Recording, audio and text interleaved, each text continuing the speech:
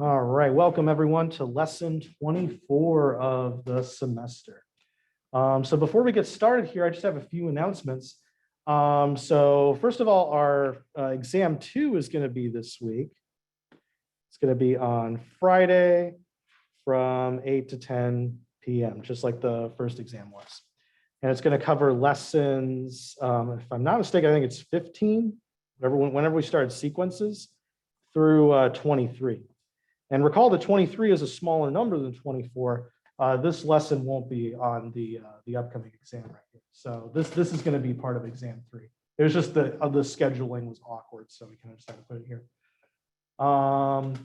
Let's see here. So there's definitely going to be some review for this. So I already posted old exams and a practice exam. So the old exams you can find on the miscellaneous tab in the front of Canvas. It's kind of listed where the other old exams were. And then the practice exam will be under the non-graded assignments in the assignments tab. So I recommend taking a look at those for practice here. And then also we're going to have some reviews. So there's going to be a review Tuesday through the UF Teaching Center. And I'll send out an email and a Zoom link about that pretty soon. I'll probably send it right after class. All right, and then don't worry, there'll be a recording posted. You guys can't make it to that. And then we're going to review in class on Wednesday and Friday of this week. So we're going to have our new lesson today, and then we're going to have, that's just what I said. We're going to review in class today, and then we're going to have, oh my God. We're going to have new material today, and then we're going to review on Wednesday and Friday right here. So I'm trying to like read the chat and like say this stuff at the same time. Was there supposed to be a recording of the class we missed recently? Yeah, so earlier today, I posted what I called lesson 23 on YouTube. So it's on YouTube, but you could also find it in the recording section, like the recording posted sections of Canvas. That lecture is essentially me doing a ton of series and kind of just explaining about how I think about it and which test, how I know which tests to use in which instance. So it's not really new material. It's more of kind of just a summary of the old material there. So you can find that on YouTube if you want. And I posted that earlier today. So at this point, I think we're all caught up because I posted that video. Let's see here. Are there any questions before we get started here? I think someone asked how many questions were on the exam. I think it was like 19 or 20 or something. They're relatively short, though. They're definitely shorter than the questions we had before. Is there any way we can get a list of all the tests and their conditions? Yeah, I'll do that next time. Want to give us a free A? Sorry. All multiple choice? Well, it's kind of like before, like where there'll be mostly multiple choice, and then there'll be some like select all that apply and type in a number or something like that. All right, let's go ahead. Let's make sure we have time for our lesson today. So let's talk about lesson 24, which is going to be power series here. All right, so all this time with series, I've been trying to hype up. The reason why we've been doing this is for these infinitely long polynomials, right? So that's really what we're getting at here. That's our whole goal for this. Infinitely long polynomials. And today we've actually made it. So what we're going to be talking about is called power series. And a power series is essentially one of these infinitely long polynomials. So we finally made it. We know enough background material to begin talking about this right here. So power series. So what's the formal definition of a power series? A power series is a series that looks like this. The sum from n equals 0 to infinity of a sub n x minus c to the nth power. Now the big change between this and the the series we've done so far is that now we have a variable in our series. So we're going to have a variable, usually we'll call it x. These a sub n's, these will be like the coefficients for each different power of n that we have. And then the c right here, this is going to be a special number called the center of the series. And I'll talk about that in a little bit. So if you, oh, by the way, if your series is centered at 0, then your power series is going to look just like this. An x to the n like that. Most of the series we'll be looking at will be centered at 0, but there will definitely be some that will not be centered at 0. Okay, now what are we supposed to do with these power series? Well, that's what we're going to spend the next few lessons talking about. So this is what a power series is, how we work with them and what we do with them will be coming shortly. But for now, let's just take a look at a basic example of a power series.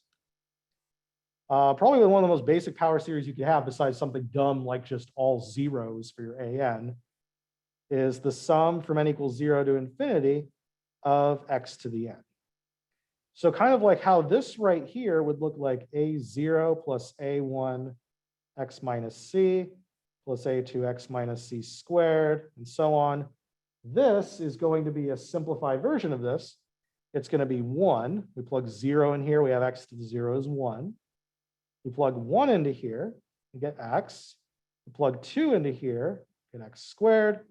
Plug 3 in and get x cubed, and so on. So this power series is simply a sum of all of the possible whole number powers of x right here. So this is our power series. Now, we're going to be using this power series a fair bit, actually. But the first thing we need to know about power series is which x's are okay to plug in. You may remember back in algebra class, back in high school, you talked about something called the domain of a function. The domain of a function were all the x values that were okay to plug into your function. We're going to talk about something similar here because, as it turns out, not all x values are going to work well with these power series. So let's say, for example, let's say we take x equals 1/2 and we plug that into our power series. What are we going to get then?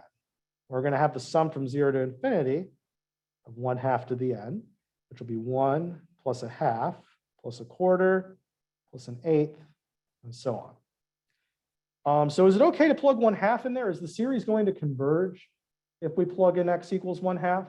Is that okay?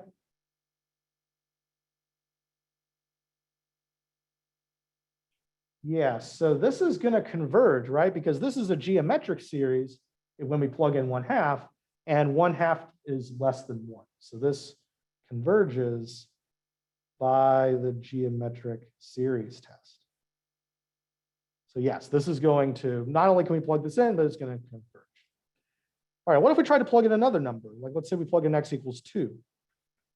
Then we have the sum from 0 to infinity of 2 to the n, which would be 1 plus 2 plus 4 plus 8 plus 16, and on and on and on. This is not going to work. So this was okay. That's not going to work. This is going to diverge also by the geometric series test. It converges to 2, right? Yeah, that's right. So this, we could actually sum this series, one of the few that we can. This is going to equal 2. So we could plug in 1/2 into this function and get 2. But if we try to plug x equals 2 into there, that's not going to work out. We're going to get a divergent series. Now, in general, when we work with power series, we want our series to be convergent. So that kind of begs the question, how do I know in advance which x values I could put into my series? Because it seems like some of them are okay, but then some of them are not going to give me anything useful. And we definitely want to try to get useful things out of our power series. So how do I know? How do we know which x values cause the series to converge? All right, well, there's going to be a special name for this set of x values. Actually, before we do that, let's see if we can try to. No, let me talk about this for a second. Sorry. How do we know which x values cause series to converge? The x values where the series converges is called the set of x values where that happens is called the interval of convergence. And this is henceforth going to be called IOC. All right, and then another term that we're also going to see is half the length of the IOC is called the radius of convergence. So generally, we like it if our radius of convergence gets bigger and bigger and bigger. So we have a larger expanse of x values that we could plug into our series. Now, we kind of just plugged in random numbers for here, but how can we find out all of the x values which make it converge and all of the x values which make it diverge? Usually we compute the IOC via the ratio test. So ratio test, I said that was the most important one that we were going to learn, and that's because of this. We use the ratio test to help us figure out which x values are okay to plug into our series and which ones are not. So let's go ahead and use the ratio test on our example. So let's use the ratio test on the sum from 0 to infinity of x to the n. By the way, we could also use the root test on this, and sometime if you want and you see an opportunity to use the root test, feel free to do that. But I stick with the ratio test by default. All right, so we have the limit as n goes to infinity. Our an plus 1 for this is going to be x to the n plus 1. And then our an is just going to be x to the n. Now remember, there are absolute values for the ratio test, and this is where the absolute values are going to start to matter, because it's often the case that our x values can make the whole thing be negative, depending on what x we put in there. So we do need to remember these now. All right. Well, we've seen this quite a bit. How is this just going to simplify? What are we going to end up with if we simplify this limit? Just going to be x, right? So those will cancel out, and we end up with absolute value of x. Now let's see, the limit as n goes to infinity of absolute value of x. Well, there aren't any n's anymore, right? This x is constant with respect to n, so we could just get rid of this limit. The n has nothing to do with this x that's left over. So what do we get out of our ratio test? We get absolute value of x. And remember, whatever we get out of our ratio test, we want that to be less than 1 for convergence. So the set of all values where absolute value of x is less than 1 will end up converging here. And we can expand this if we want.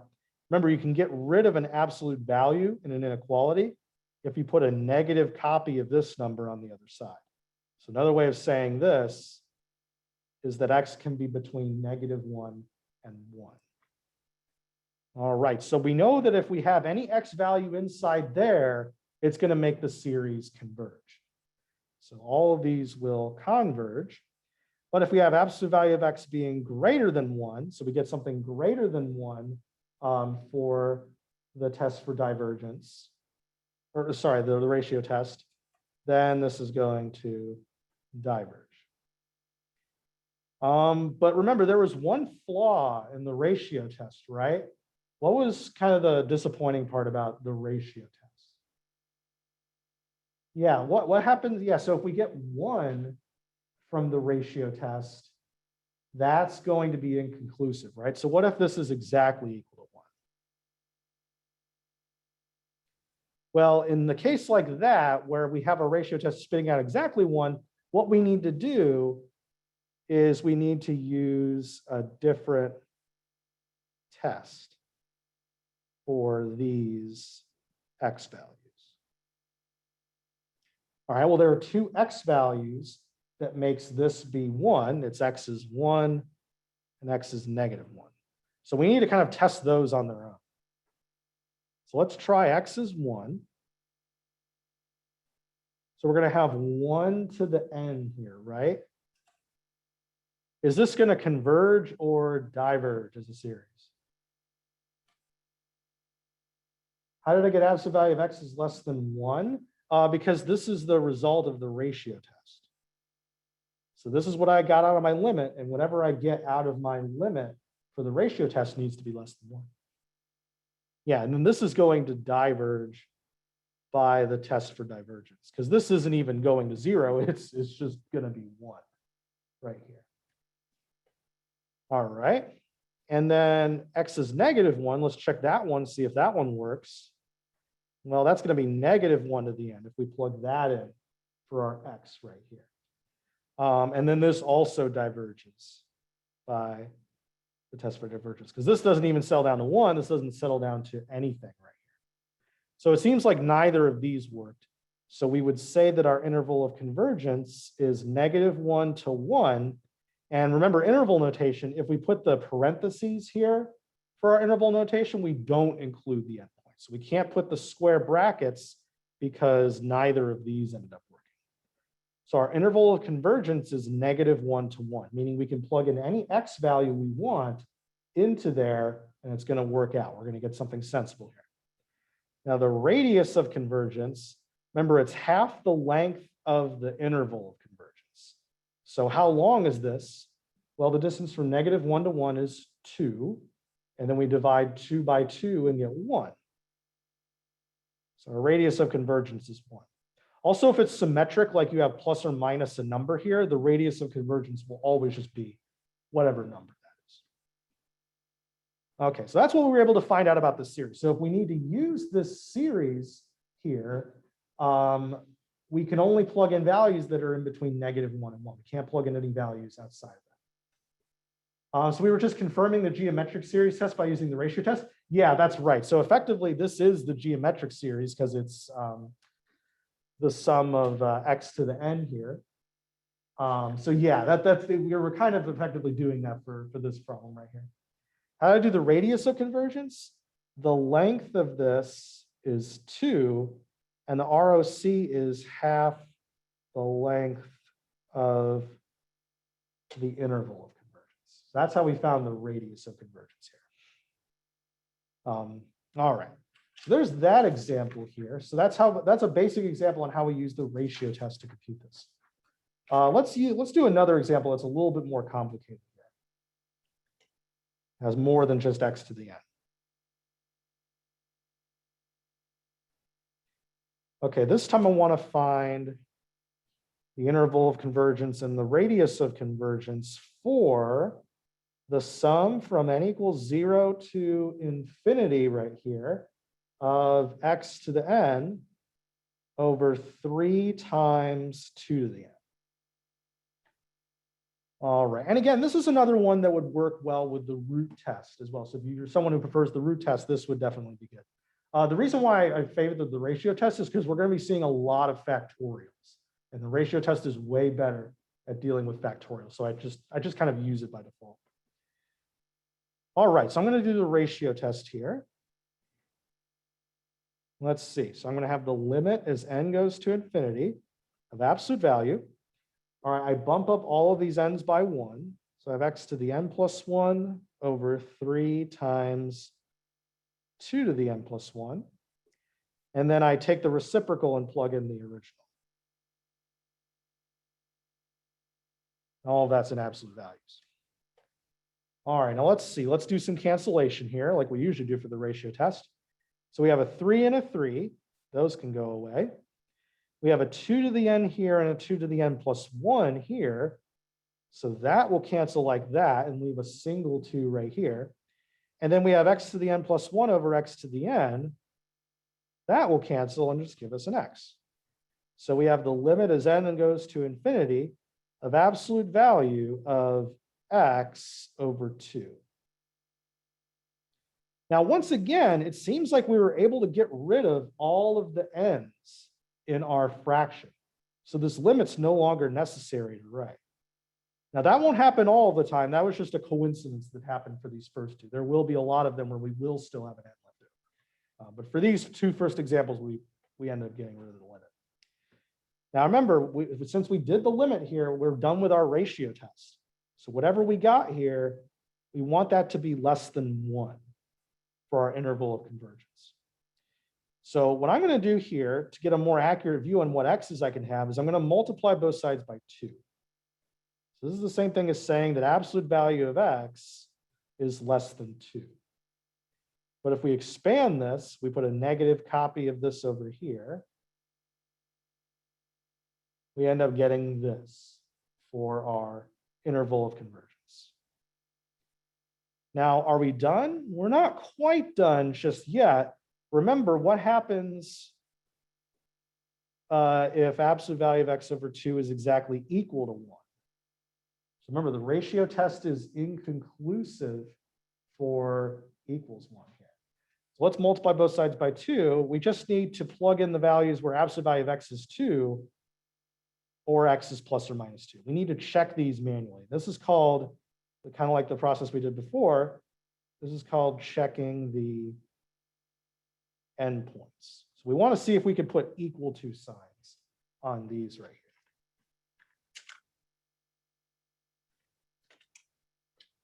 here. All right, let's see if it's different from before. Maybe these endpoints will work out. Let's try x is 2. So if we plug that into our original series, we have 2 to the n over 3 times 2 to the n. All right, well, those will cancel out. And we have the sum from n equals 0 to infinity of 1/3. And nope, that's going to diverge by the test for divergence right here. Adding up a bunch of 1/3 over and over and over again will definitely be a way to get to infinity. Let's try x is -2, see what happens there. So I have the sum from 0 to infinity of -2 to the n over 3 times 2 to the n. Now, if I do -2 over 2, so they have different bases but the same power, I can combine them together to get -1 to the n. So this time I have -1 to the n over 3. What is this series going to do? Is this going to converge now, or is it still going to diverge? Yeah, it's still going to diverge. Yeah, this still isn't going to go to 0. So it's still going to diverge by the test for divergence. All right, so it seems like once again, neither of our endpoints were included. That won't always be the case. So it seems like our interval of convergence for this one is -2 to 2, not including the endpoints. And then our radius of convergence, well, if we have a symmetric interval, right, our radius of convergence is just going to be whatever number that is right there. Why would the 2 -2s just cancel out? Well, I don't think we've ever had 2 -2s. We just had 2 +2s right here. And then we had 1 -2 and 1 +2. -2 over 2 is going to be -1 to that. Is this one alternating? Yeah, that's an alternating series, but it's not decreasing and going to 0. So it's not going to satisfy the alternating series test. All right, so there we go. So we can, for this power series, let's say we wanted to use this for some application, we needed to be aware that we can only plug in the numbers between -2 and 2. That's the list of numbers that we could plug in. If we go outside that list, if we plug in like 3 or something, it's not going to work. I'm confused at the 2 to the n on the bottom with x to the n. Let's see here. So I plugged in -2. I guess a step in between here is that since these had the same power, I combined them and I got -2 over 2 to the n like that. And then this turned into -1 to the n right there. That's what was going on. All right, now why don't you guys give this a shot? Let's see, find the IOC and ROC for this power series. The sum from n equals 1 to infinity of -3 to the n, x to the n over n squared right here. So I'll give you guys a few minutes to take a look at that.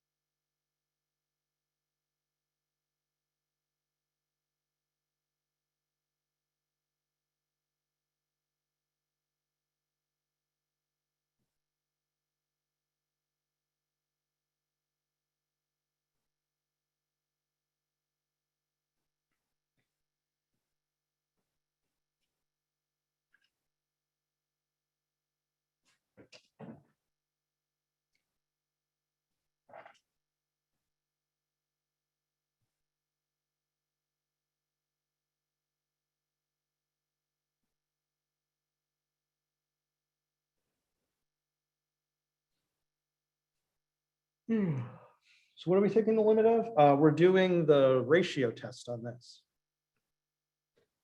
So it should be an plus 1, so -3 to the n plus 1, x to the n plus 1, n plus 1 squared, and then we multiply by the reciprocal of the original one.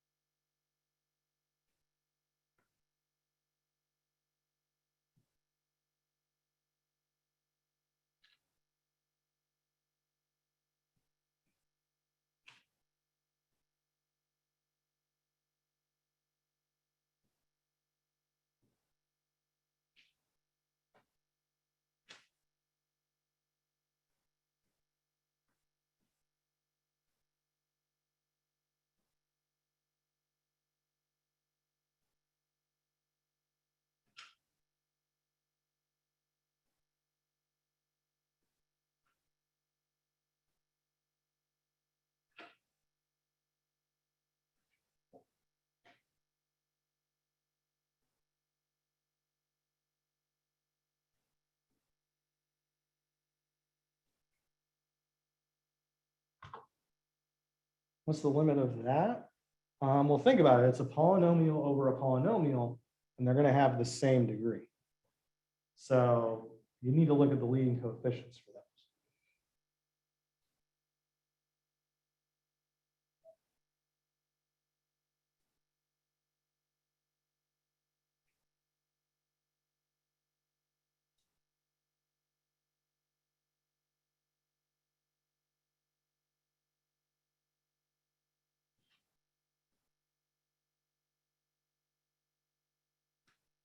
You can't quite just cancel them, but if you look at them in the limit and they have the same degree on top and bottom and the same coefficients, it's just going to go to 1.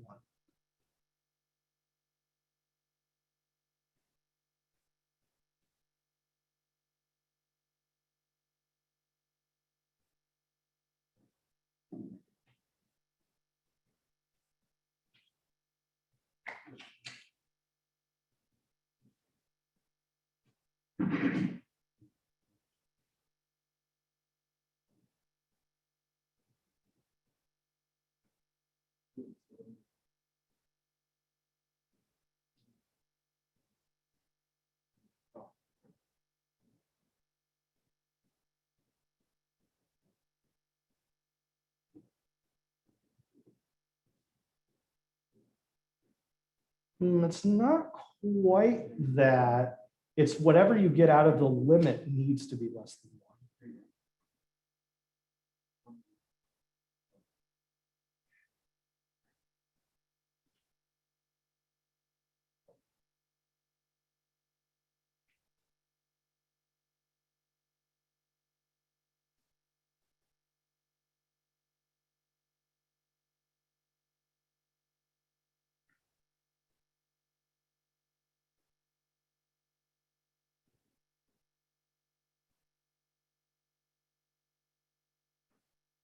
All right, got some answers here.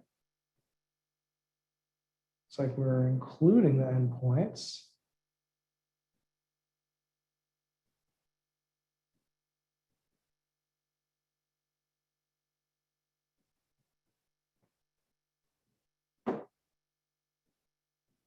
I'll give you guys another minute or so, and then we'll start going over.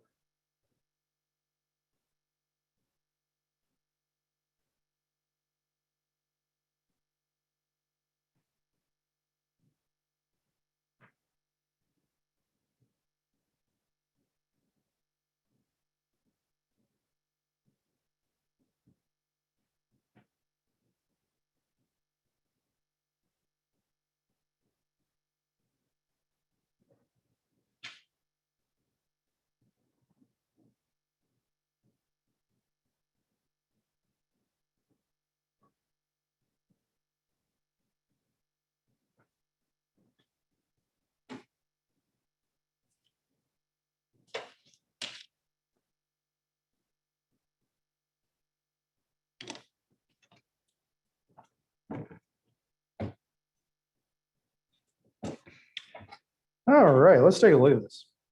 So I'm going to use the ratio test to find the interval of convergence. So we have the limit as n goes to infinity of absolute value of -3 to the n plus 1, x to the n plus 1 over n plus 1 squared. Then we multiply by the reciprocal of the original here. So it's going to be n squared. And then we have -3 to the n, x to the n right here. All right, so how is this stuff going to cancel out? So we have all of the x to the n's going away. We have all of these -3's down here going away, and we have one left over. And we can't quite cancel these yet. So let's see what we have. So our absolute value, now these will always be positive, right? But these could be negative, and this is negative. So I'm going to move the absolute value onto this. And then I have n squared over n plus 1 squared.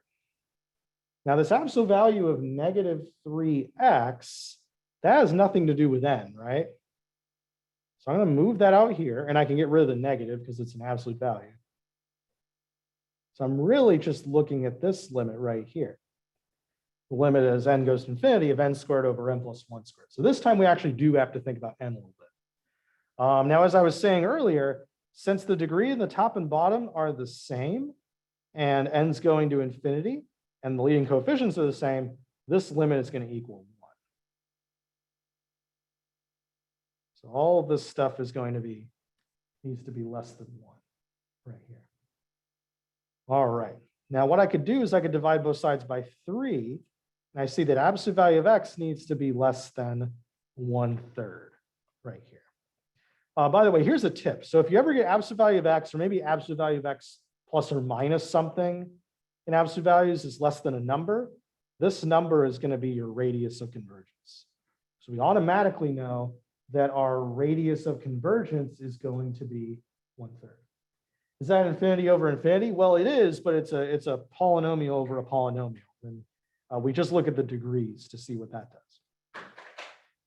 All right, so now that we know this, we can expand this out. We have -1/3 is less than x is less than 1/3. So now we need to check the endpoints here.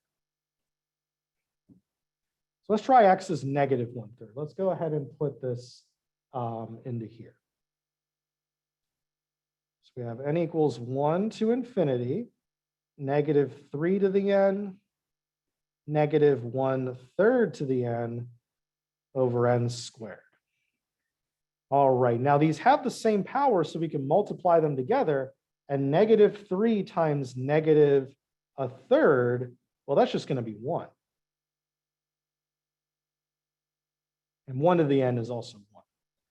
So we end up getting the series 1 over n squared right here. And what does this do as a series? This is going to converge by the p-test. So for the first time, we're actually going to include an endpoint. So we're at least going to include -1/3 right here. All right, how about we try +1/3? Let's see if that also works. So we have 1 to infinity, -3 to the n, 1/3 to the n over n squared. Now, if I do these two multiplied here, I'm going to have the sum from 1 to infinity of -1 to the n divided by n squared right here. All right, and then this is going to converge by the alternating series test. So it turns out that both of our endpoints converge. So this time our interval of convergence is going to have square brackets. It's going to go from -1/3 to 1/3, and we're going to incorporate these together. Why don't you add the n's together? Well, when you have two different bases in the same exponent, you could just multiply the bases together and keep the same exponent. So a to the b times c to the b is ac raised to the b power. Why does the second one converge? The second one converges by the alternating series test, because this is -1 to the n times 1 over n squared. And 1 over n squared is decreasing and continuous. Will there ever be a point, or sorry, decreasing and going to 0? Will there ever be one where one endpoint is in brackets, one's in parentheses? Yes, there will be. So sometimes one might work and then the other one won't. So yeah, that's definitely a possibility. Is the ROC always going to be what you initially get for x? Yeah, so that's what I was saying earlier. If you have absolute value of x, or maybe absolute value of x plus or minus something less than a number, whatever that number is can be the radius of convergence. Why is the top not 1 to the n? Well, you can put it there if you want, but 1 to the n is just going to be 1 right here. All right, so there we go. So we got our interval of convergence as well. All right, I'm going to do another example of this. This one's going to end up a little bit different than the others. So I want to find the IOC and ROC for this series. The sum from n equals 0 to infinity of x to the n divided by n factorial right here. So this is where the factorials are going to start coming in. So let's see what x values are okay to plug into this series. So let's do our ratio test. So we have the limit as n goes to infinity of absolute value of x to the n plus 1 divided by n plus 1 factorial times, and then we take the reciprocal here, n factorial over x to the n right here. All right. So let's see here. How is this going to simplify? And the limit as n goes to infinity. All right, we have x to the n plus 1 divided by x to the n. We've seen what happens with that. We're going to have x. And then n plus 1 factorial and n factorial. We've also seen how that works out before. That will just simplify to be an n plus 1. So that's all the canceling we have. I could just put the absolute value on the x, because there's no way n plus 1 could be negative. So I'm just going to put it on the x here. Now what I'm doing is I'm doing the limit as n goes to infinity of this. Now since x has nothing to do with n, I can move that out of the limit. I have the limit as n goes to infinity of 1 over n plus 1 times this x right here. All right, now let's see here. What is the limit as n goes to infinity of 1 over n plus 1? It's 0, right? Okay, so this is absolute value of x times 0. Now I don't care what x you decide to pick for your x here. This is just going to end up being 0. All right, so we have 0. Now remember, the whole goal of the ratio test is to be less than 1. So that's going to be true no matter what. And this is true no matter which x value we pick. So if we pick x as 1, it's going to be 1 times 0 is 0, which is less than 1. If I pick x as a billion times 0 is 0, which is less than 1. So it works. So let me ask you guys this. What is the interval of convergence for this series? That's right. So the interval of convergence for this series is negative infinity to infinity. And another way of saying that is all real numbers. We could plug in any number we want into this series and it will converge. So IOC, and there's a few different ways of writing this. You can write it like this, where we have parentheses, no closed brackets.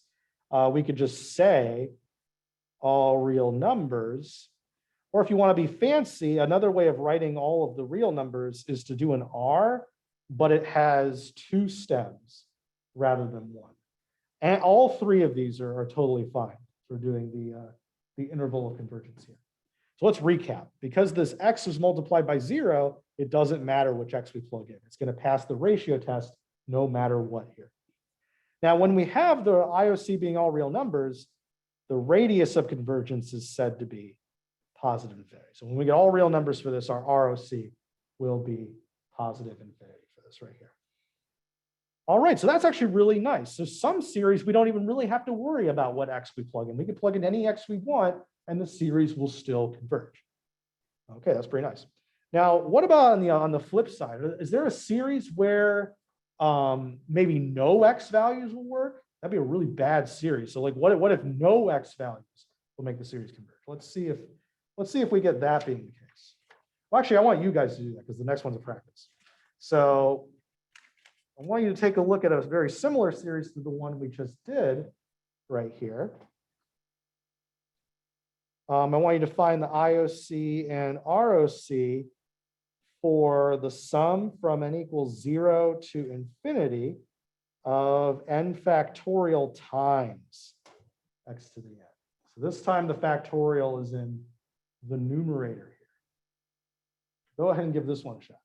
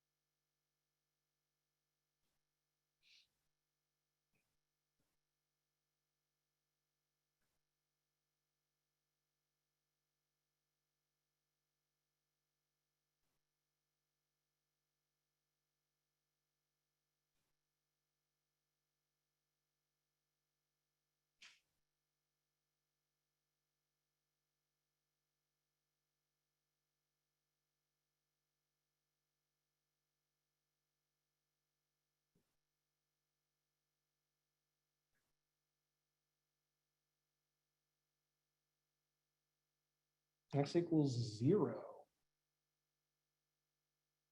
Might be the only point.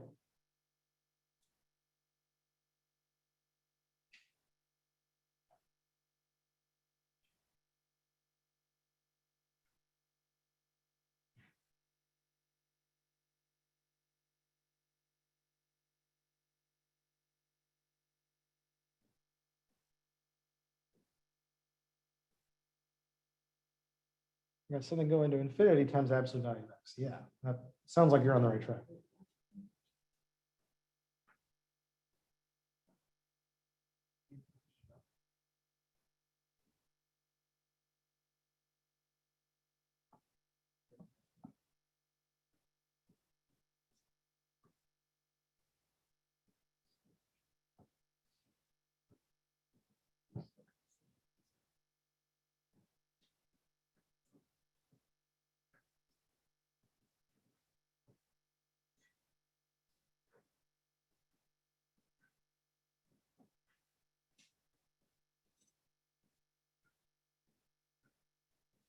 Yeah, we'll talk about that in a minute.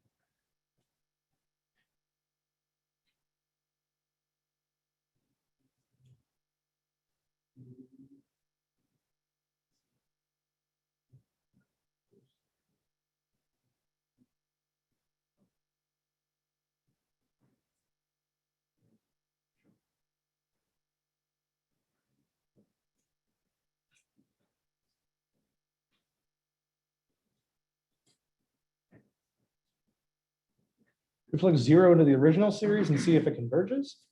We'll see. Based on the work I think we're going to do, I don't think you're going to need to do that. All right, let's go ahead and take a look at this. So we have n factorial times x to the n. So if we use our old friend, the ratio test, we have the limit as n goes to infinity of absolute value of n plus 1 factorial x to the n plus 1 divided by n factorial times x to the n. All right, now how is this going to work here? We have n plus 1 factorial divided by n factorial. So we know that simplifies to be n plus 1. And then we have x to the n plus 1 divided by x to the n. We know that simplifies to be x. So we end up with n plus 1 times absolute value of x here. Now, just as before, I can move the absolute value of x out because it has nothing to do with that. Now I'm looking at the limit as n goes to infinity of n plus 1. Now, if x is not 0, like let's say this is 2 or 10 or 100 or whatever, this is going to go to infinity. So we're going to end up with positive infinity for our limit here, which is certainly greater than 1. However, let's say we had x equals 0 out here. So if we have 0, that's like sticking a constant 0 here. So we can move that 0 in. We have 0 times n plus 1. 0 times this is just going to be 0. And then we do our limit, but the limit of 0 will be 0. And that is less than 1 right here. So that's how this ended up panning out. And you might be wondering, okay, well, why didn't we have to do L'Hopital's rule? You know, this seemed like a 0 times infinity case in indeterminate form. That's only if both of the things are dictated by n. If we had like this being a 1 over n and that going to 0 and then this going to infinity with an n plus 1, then we would use L'Hopital's rule. But since this was something independent of the limit, this was just x, this was just a coefficient right here. This kind of you can think of this is 0 before the limit even happens. So before we even evaluate the limit, this is 0. We move the 0 in there and it kind of blows everything up to be 0. And then we just get 0 for that. So, but anything other than 0 though, that limit will still go to infinity right here. All right, so what is this saying? Well, what does all of this mean? It means that our interval of convergence is just the point x equals 0. So our interval of convergence is kind of just one point. So there's only one point that we could plug into our series and have it work, and that's x equals 0. And it kind of makes sense why. If I put 0 in here, 0 times the factorial will just be 0, and I'm adding up a bunch of zeros. But if I put anything else in here, it's going to add up too quickly and diverge. So our interval of convergence is x equals 0. What do you guys think our radius of convergence is going to be? How long is the interval from 0 to 0? It's 0, that's right. Yeah, so if we only have one point, then our radius of convergence is going to be 0. All right, now I want to kind of say one thing here. Every power series converges at least one x value. So you can't make a power series that doesn't converge for any x value. The most you could do is do something like this. The reason being is that there's always something you could plug into this to make it be 0, and then that will just negate everything and be 0. So every power series converges for at least one point. So they can't be that bad.